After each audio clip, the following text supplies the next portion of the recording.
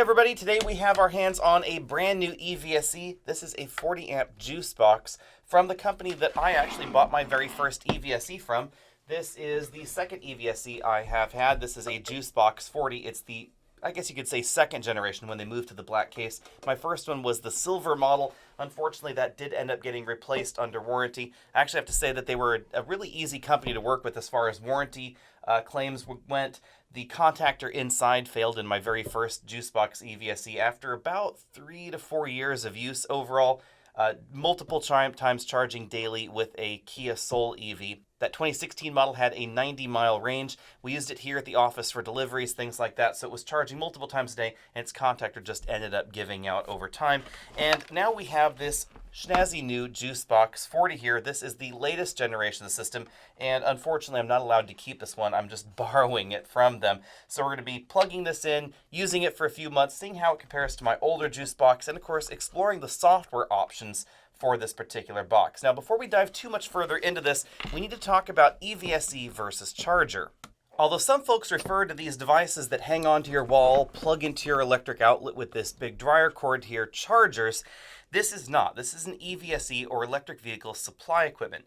You can think of this as a really smart extension cord. The device that is converting alternating current into direct current and actually monitoring the battery's charge, putting current into that battery, that's the charger, and it's on board your EV. The onboard charger in the vehicle and the EVSE work together in order to charge the battery. But the charger is arguably doing the heavy lifting here. The EVSE is supplying the power to the vehicle, and it's also controlling when that power happens. That's one of the things that Enel is telling us has been changed in this latest JuiceBox model, is some of the software and the app that goes into controlling the EVSE and the charging. Rating your EVSE is important. These two EVSEs are rated at 40 amps. Back when I bought my very first JuiceBox, I decided to go for a 40 amp JuiceBox in order to help future-proof myself. And if you're looking for an EVSE for your new EV or your plug-in hybrid, I strongly suggest you do the same. My Soul EV would only top out at about 30 amps or so with its onboard 6 kilowatt charger, but modern EVs will have chargers up to 7, 8, or perhaps even 10 kilowatts. And if you get a Model S or a Model X, they have a dual onboard charger option that could kick things all the way up to about a 75 amp charge. So you may even want to go a little bit bigger than these EVSEs here. But for the moment, 40 amps appears to be a pretty decent sweet spot. One of those reasons is that you can plug it into a pretty standard dryer outlet right there. The outlets are relatively inexpensive. If you were to hire an electrician to have this integrated into your home, it shouldn't really cost too much. We're talking perhaps a few $100s to about $1,000 depending on the area of the country you live in. Or if you're an experienced homeowner, then you might be able to do this kind of work yourself. You can also get EVSEs that are hardwired, so they don't have a plug like this, they just are hardwired into your home. That may or may not be a better option for you. And then we have some EVSEs like this model right here that can be placed outdoors. So this is a NEMA 4 rated enclosure. That means it can actually be rained on. It shouldn't be in direct sunlight according to the manufacturer, because that may reduce your EV charging ability. Things could get a little bit too hot in there and then it would shut down the charging, but it is rated for direct water exposure. And that's part of why it has this cord holder loop right here, and then a place to plug in your J1772 connector when it's not in use.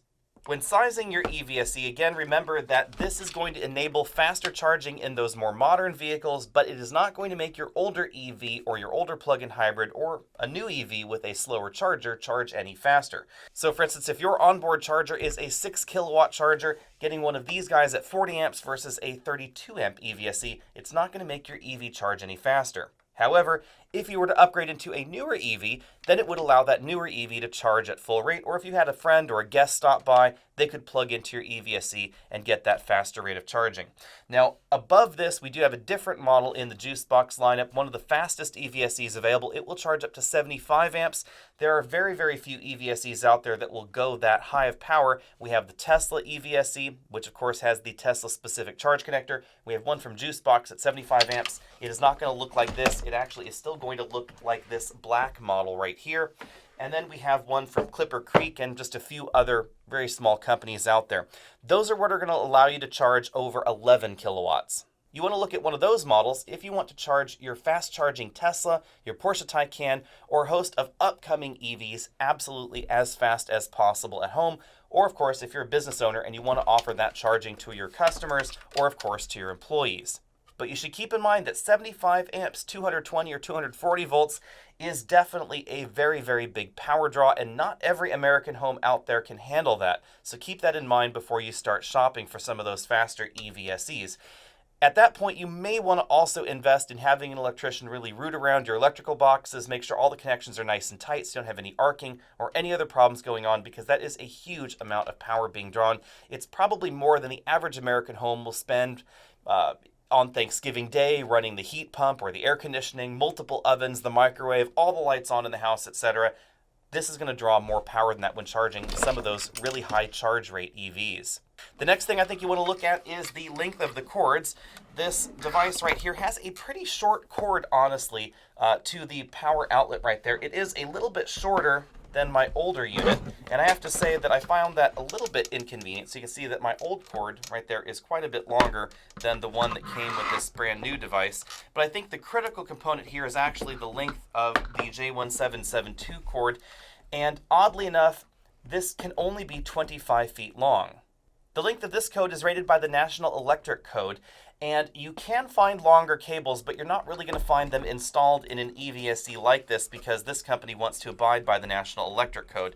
The main reason for that is that it's sort of treated like a long appliance cable, and that's technically how long a long appliance cable can be. Now, one of the things that I do like about this JuiceBox is that if you dig around inside, you'll notice that these cables are not hardwired in. They are attached to the PCBs via terminal blocks, and that means that if you did want a longer cable, you can find 35-foot versions of this cable out there on the secondary market. You could actually integrate one right there into the device.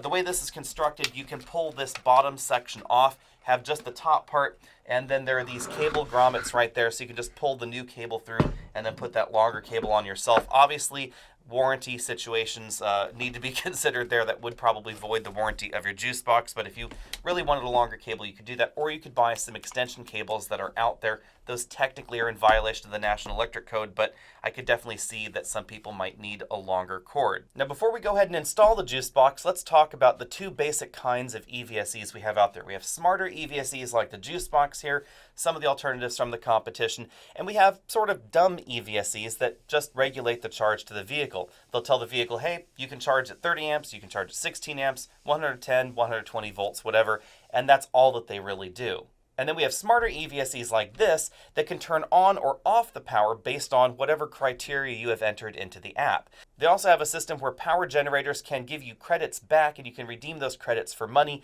if you're charging your EVSE at lower demand times, so that way they don't have to spin up other power plants. And an interesting twist for this particular EVSE is that if none of that can happen, then the manufacturer of this EVSE will actually buy wind credits to help offset your carbon usage if they cannot get those lower rates for you. I discovered it was really difficult to get good numbers on how much that could end up giving you as far as the rebate goes annually. According to their website, they're saying about $400 a year, but some users out there are saying that they only got maybe about $5 or $10 a year. It really depends on your exact situation, who your utility provider is, how willing they are to work with a program like this, and how much you can really offset your charging, how much you're consuming, etc. So it may or may not provide you too much of a benefit, but at least it'll make you feel a little bit better about yourself as you're charging. With that out of the way, let's go ahead and plug this into the wall, set up the Wi-Fi connection and the account, see how that all works, and then we're going to go ahead and plug it into a plug-in hybrid that we have this week. Because I'll be using this EVSE at my office, not at home, we're not going to be putting this in the most ideal location because it just has to be able to go out this door right here. This is a roller door, and we always charge our EVs just outside this in our loading dock area. So let's just go ahead and screw this to the wall, then we're going to go through the Wi-Fi setup.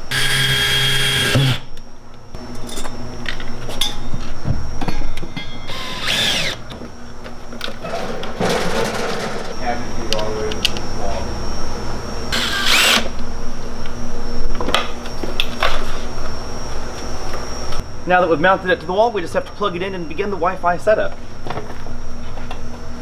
Now that we've plugged in, we have our purple status light right there. We'll go ahead and see if we can set this thing up.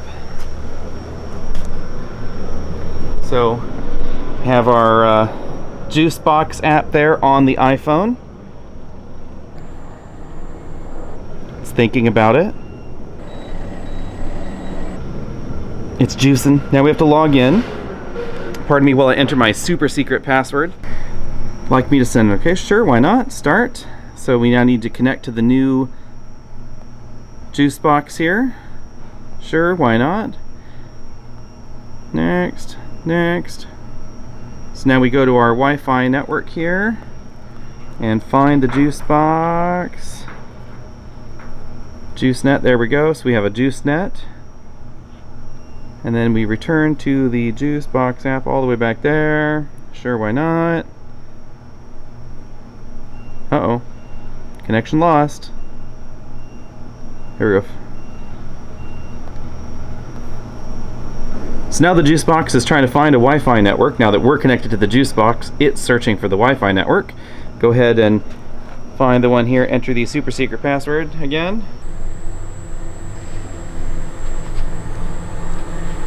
Almost done. It's waiting for the Wi-Fi connection.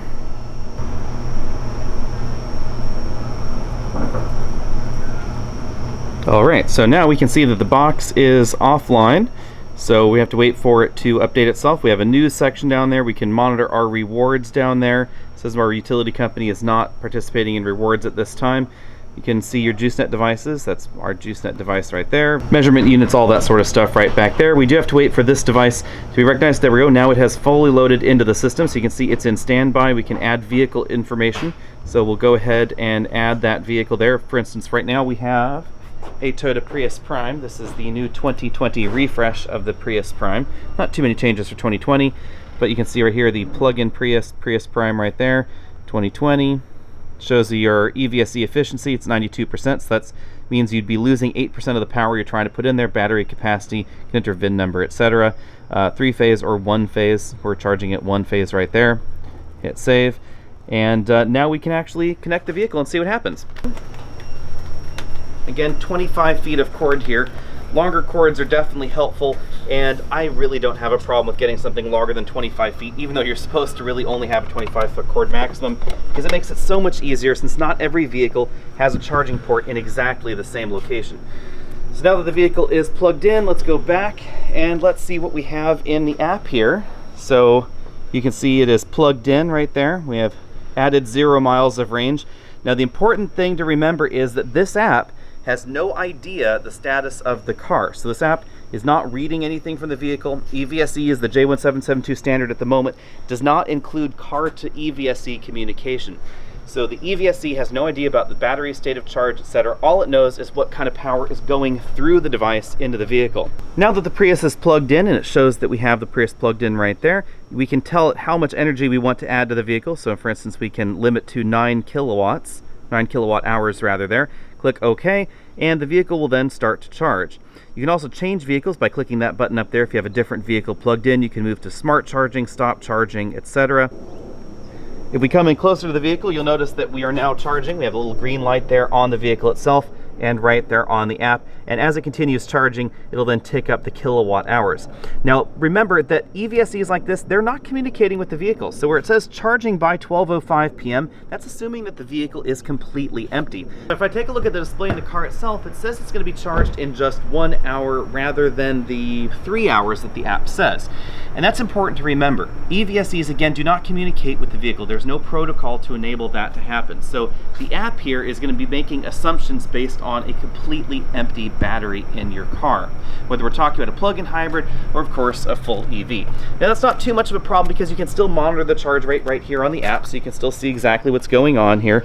We have various different screens. You can see what's charging there, the current, the voltage, the power, the frequency, all that sort of stuff. You can also see a little bar graph down there at the bottom so we can see what's going on, and then the status of your various charge events right up top. Now, the tricky bit about the way these apps work is if you're going to try and use smart charging, not every vehicle out there will continue charging when the EVSE turns the power off and then turns the power back on. Something like a Fiat 500e, for instance, it's not going to be able to use this function because once the EVSE cuts the power off, if it turns it back on, the Fiat 500 for some reason is not going to continue charging. Be sure and let me know what you think about this EVSE down there in the comment section below. And of course, we will have an update video. We'll have a number of videos where we try charging EVs, plug-in hybrids, etc. with this particular EVSE. We'll be living with it for about 6 or 9 months, and then we'll be going back to our old JuiceBox that does not have this app functionality.